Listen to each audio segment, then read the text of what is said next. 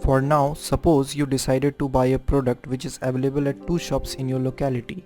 Shop 1 offers the price of $10 for the product you decided to buy, while same product is offered by shop 2 at the price of $8. And after comparing the price, you decided to go with shop 2. Now think what actually you are doing here. You are just taking a decision based on some condition, that if price at shop 1 is less than price at shop 2, then I will prefer shop 1, else I will prefer shop 2. In this example, we have only one condition, but number of condition can be more than one. So in this video we will discuss about how we can make our code able to take decision based on some condition. But before that, we need to understand the concept of Boolean data type and comparison operator. Our computer understands only two values, which is 0 or 1 at a time, which in Python we write it as a true or false, known as Boolean values. And these are the comparison operator which always return Boolean value. Have a look.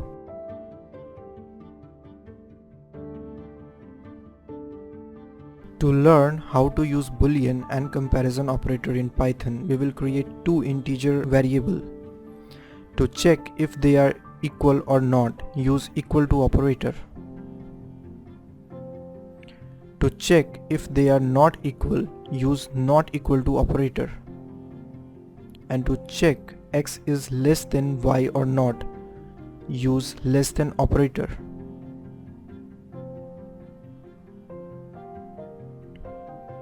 Notice all comparison returns only Boolean value. To check if x is greater than y, use greater than symbol. If you check the type of these Boolean comparison, you will get the result as Boolean. If you try to convert our integer x to Boolean, we will get true. But if we convert integer 0 to Boolean, we will get false. In Python, every integer except 0 will be converted to true and 0 will be converted to false. Similarly, if you try to convert a string to Boolean, you will get true. But if you try to convert an empty string to Boolean, you will get false. Now if we add a Boolean to our string x, we get the output as 6. Because we are trying to perform arithmetic operation with Boolean value, Python converts the Boolean to integer and then perform addition operation. So if we convert true to integer, we get the output as 1. That is why 1 was added to x variable. Similarly, if we convert false value to integer, we will get 0. Now if we divide some integer with false, you will get an error because we know it is undefined, but in Python you get 0 division error. Since we got pretty much familiar with Boolean and comparison operators, now we are able to work with conditional statements. So first we will take input as a number from the user. Since input function by default takes input as a string, so we will take the input inside the int constructor, and then we will write a condition that if remainder is 0 when dividing by 2, then print number is even, else number is odd. Now we will run the program with input 4, number is even. Run the program again with input 5, number is odd. In this example there was only one condition, but what if we want to apply more condition? Well, to add more condition we will use keyword called elif. For example, we will take the input as before, then we will check for two conditions, that if remainder is 0 when dividing by 2, then print number is divisible by 2, else if remainder is 0 while dividing by 3, then print number is divisible by 3, else print number is not divisible by 2 or 3 both. Now we will run the code with input 2, number is divisible by 2. Run the program again with input 6, number is divisible by 2, but 6 is divisible by 3 as well. This is because program executes sequentially, and if any condition gets satisfied on the way, then it will ignore rest of the condition which is next to it.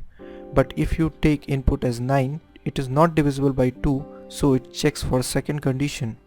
Now check for input 7. Since it is not divisible by 2 and 3 both, so the else block get executed. But if you want your code to take decision based on two conditions together, then you have to use logical operators. So this time we will check for both the condition with AND operator. It means that if any of these two conditions result in false, then entire condition will be false.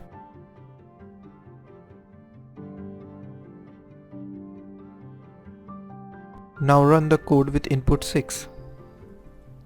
But if you check for input 8, which satisfied only one condition, it will execute the else block. That's all for this video. If you face any problem in code or want to ask something, then post your question in comment section below. Our next video will be on loops in Python. So if you haven't subscribed to our channel yet, then do subscribe it and hit the bell icon. And if you feel my videos are informative for you, then hit the like button as well.